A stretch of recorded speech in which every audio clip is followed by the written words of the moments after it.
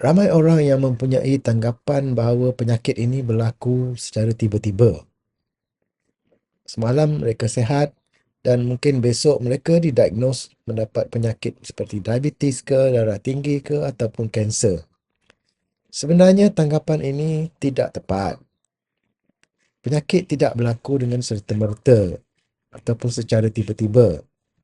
Mungkin kebanyakan penyakit mengambil masa untuk berlaku, bukan dengan tiba-tiba.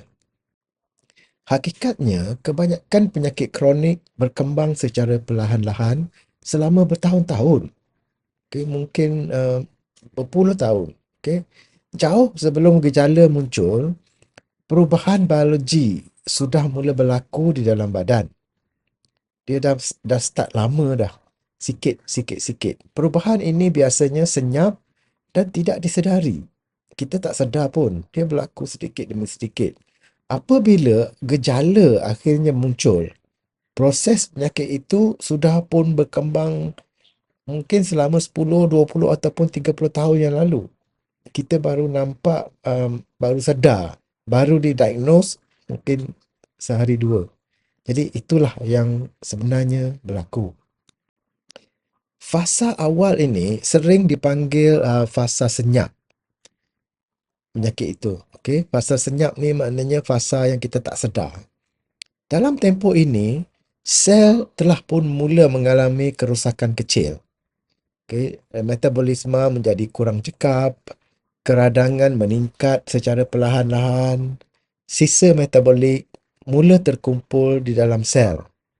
Namun, seseorang masih boleh merasa sihat seperti biasa. Dia tak sedar pun masalah-masalah yang kecil ini telah pun bermula. Okay? Dia berlaku sedikit demi sedikit tanpa mengganggu diri kita lagi pada peringkat awal.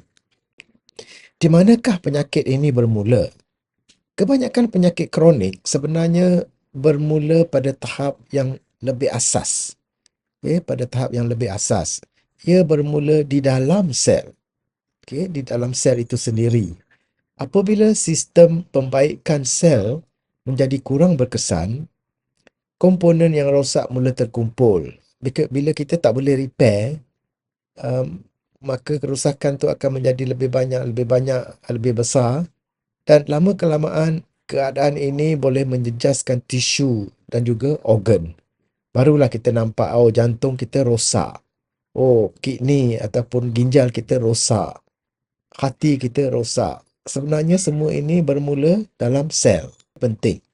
Apabila sistem pembaikan ini berfungsi dengan baik, sel menjadi lebih cekap. Metabolisme menjadi lebih stabil. Tisu akan kekal sihat lebih lama. Jadi semua ini penting untuk kesihatan kita. Namun apabila proses pembaikan ini ditekan terlalu lama, kerosakan boleh berkumpul secara perlahan-lahan. Kalau kita biarkan, kita tak sedar terlalu lama, dia akan menjadi besar secara perlahan-lahan. Dan di situlah akan menghasilkan kerosakan organ yang lebih besar. Okay? Masalah yang lebih rumit untuk diatasi. Oleh itu, kita perlu tahu bahawa penyakit jarang berlaku secara tiba-tiba. Selalunya ia bermula secara senyap di peringkat sel.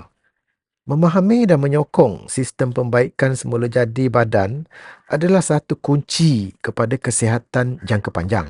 Kalau kita faham bagaimana nak jaga badan kita, menjaga sel, peringkat sel ini dan bagaimana mengamalkan cara-cara hidup yang betul, maka kita akan dapat mengawal kerosakan yang berlaku dan juga mengaktifkan pembaikan secara semula jadi. Ada caranya.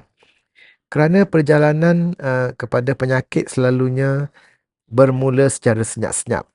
Penyakit ini berlaku secara senyap-senyap. Kita tak sedar pun. Dan ia berlaku di dalam sel.